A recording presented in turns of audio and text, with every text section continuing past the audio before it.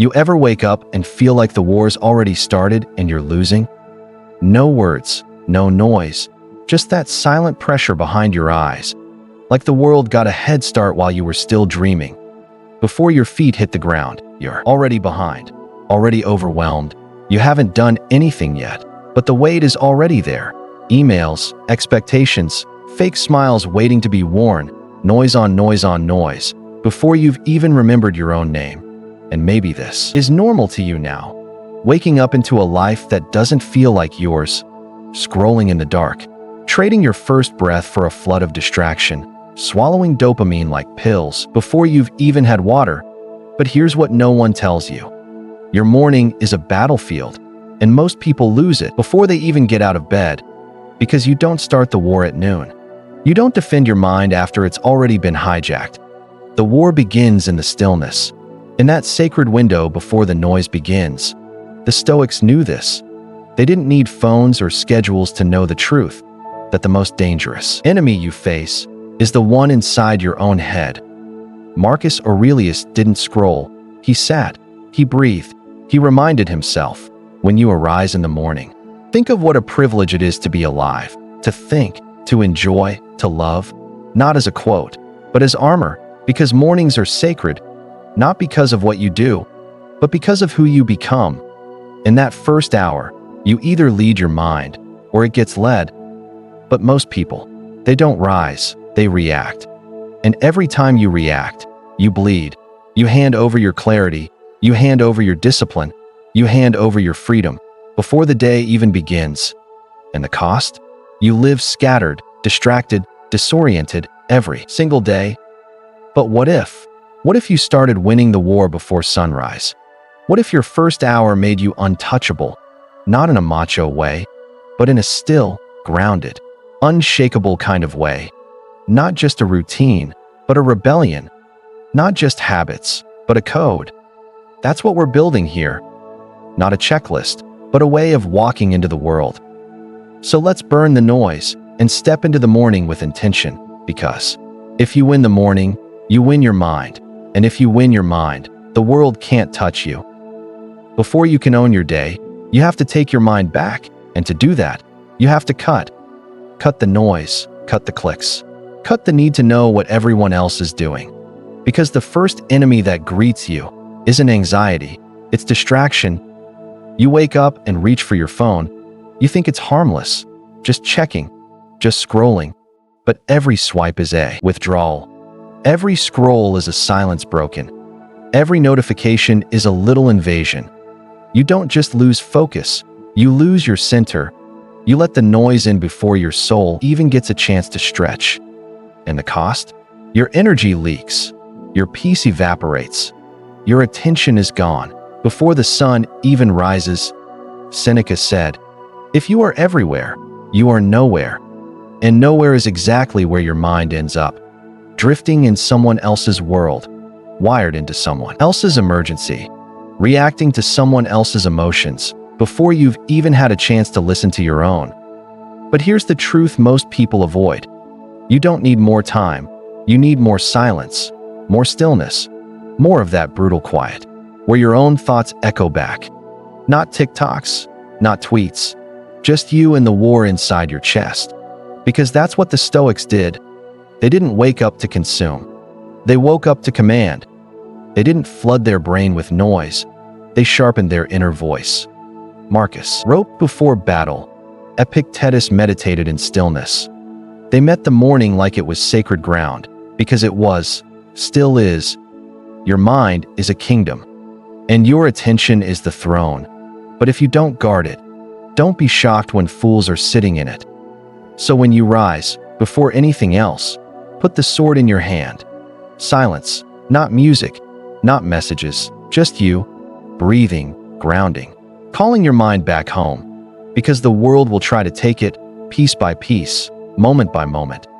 But not today, not this morning, not when you've decided to protect it. You win the war by refusing to fight every battle. You win the day by refusing to let everyone in. You don't need permission to be unavailable. You need discipline to be undistracted. So kill the noise and meet yourself again. Once the noise is gone, There's space, and in that space, you either build or you drift. This is where most people go wrong. They cut the noise, but never ask the question, now what? And so their mind fills back up with whatever comes next, whatever's easiest, whatever's loudest. But not you, not here. You didn't clear the battlefield to let weeds grow. You cleared it to build fire, and that fire starts with intention. Marcus Aurelius used to write to himself every morning, not to impress, not for Instagram, but to remember who the hell he was. He asked questions that shaped his spine. What is in my control? What kind of man will I be today? Will I be ruled by emotions or by principle? He didn't wait to feel like it. He didn't hope the day would be kind. He decided who he would be before the day could decide for him. That's what you're doing here. When you journal, when you reflect, when you breathe into the stillness, you're not journaling your feelings. You're writing your marching orders. This is your internal armor check. This is where you sharpen the blade. Ask yourself, what do I need to face today with discipline? What distraction must die so I can focus? Who do I need to stop being? What virtue do I need to carry through every hour? Write it, whisper it, stare into it like a mirror you can't lie to, because your intention is your compass. And most men don't get lost because they're weak. They get lost because they never set a direction. And the Stoics? They never walked out of their homes unsure of who they were. They trained the mind first, so the body could follow. You want mental strength? Anchor it in clarity. You want focus? Start by pointing it somewhere worth bleeding for. Because clarity isn't something you find. It's something you forge in silence, in reflection, in the brutal honesty of a morning that demands you choose who you'll be. Not later, not someday, now. So write it down. Decide who you are and walk out of that room carrying it like a sword. Because when the storm hits, and it will, you won't panic. You'll already know which way is forward.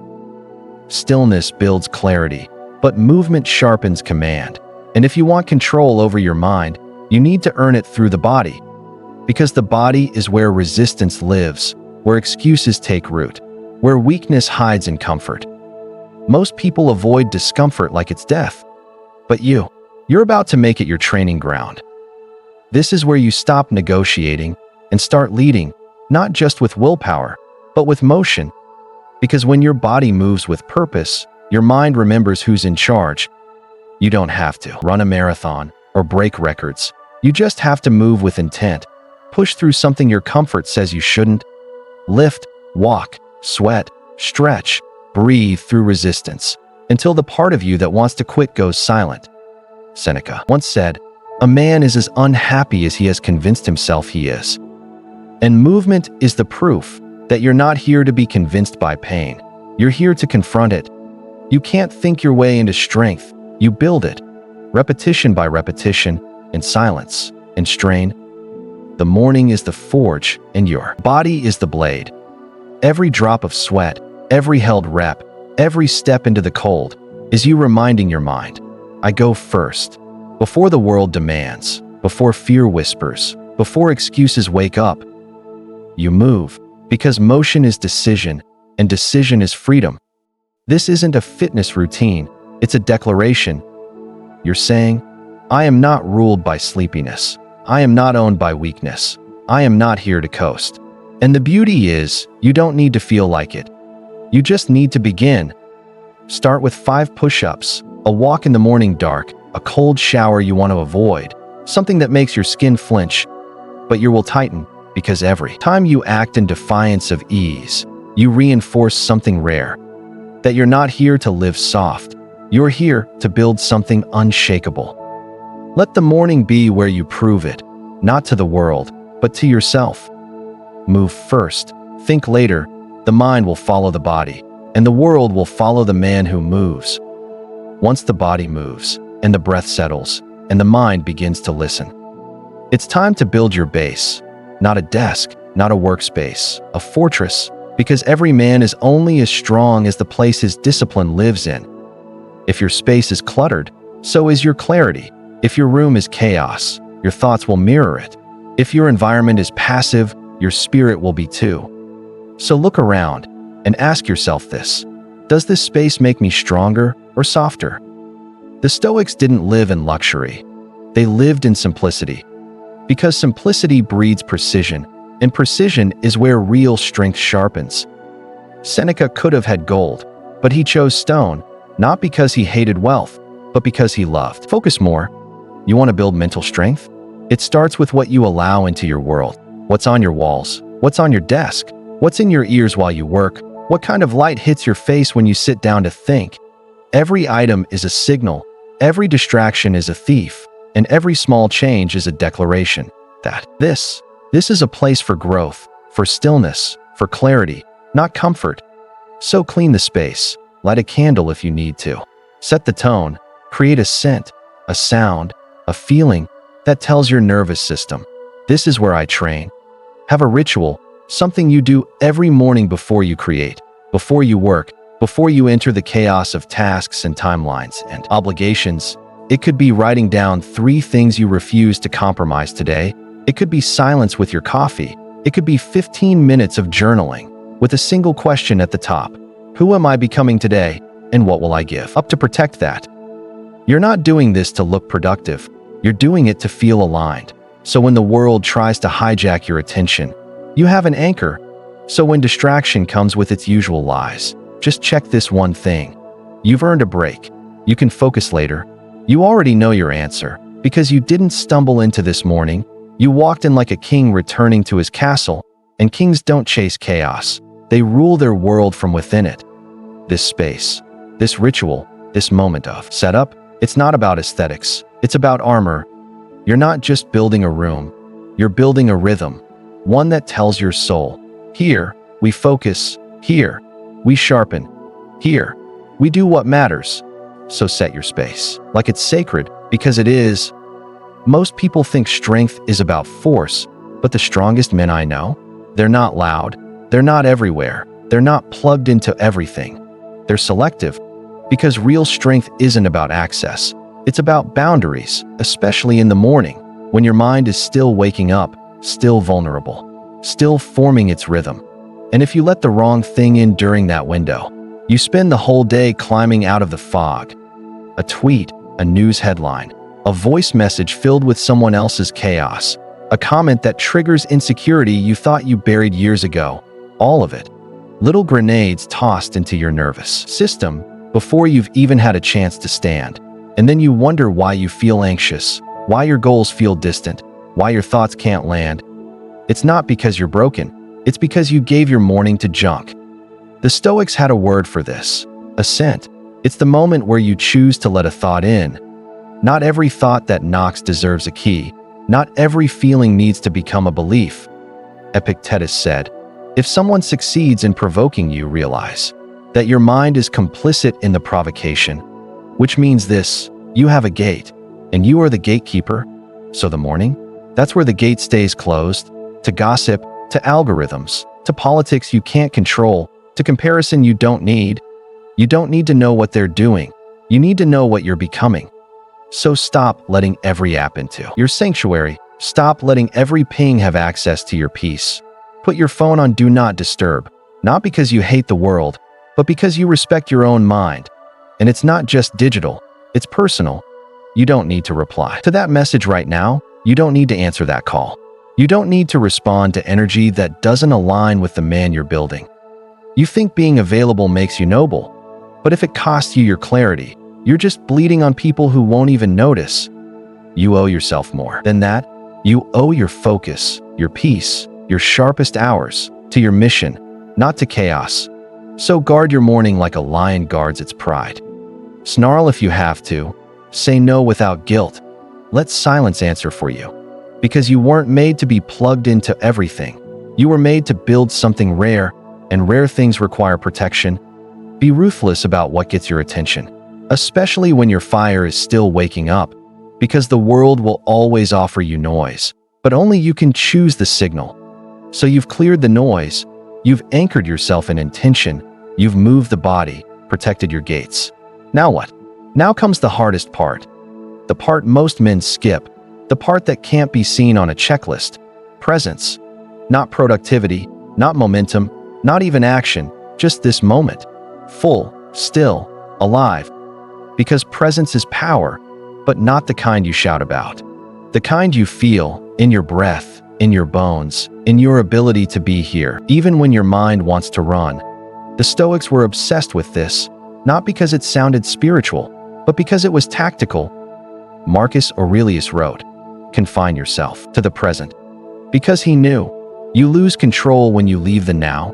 You spiral into a future that doesn't exist or drown in a past you can't fix. You want mental strength. Start by staying where your feet are. You want focus? Train your eyes to stay open in the now, even when it's boring, even when it hurts, especially then. Breathe deeply. Feel your own hands. Notice the sounds around you. Drink your morning water like it matters. Feel the cold floor under your feet. Let your senses bring you back. This isn't poetry. This is training.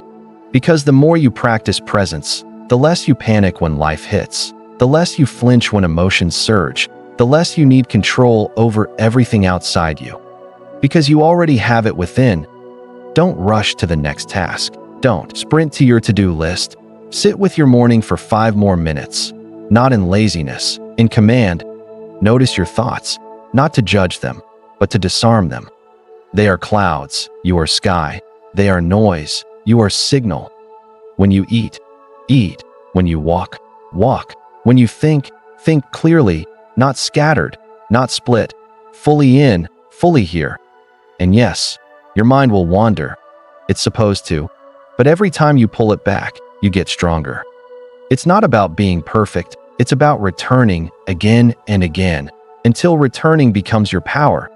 So breathe, feel, look, listen, because when you can fully own 1 minute, you can own an hour. And when you own an hour, you're no longer chasing your day, you're leading it. That's the real secret. Not hacks, not apps, not hustle porn. Just being here, with your full mind and nothing else. Now it's time to begin, not just to start the day, but to step into it.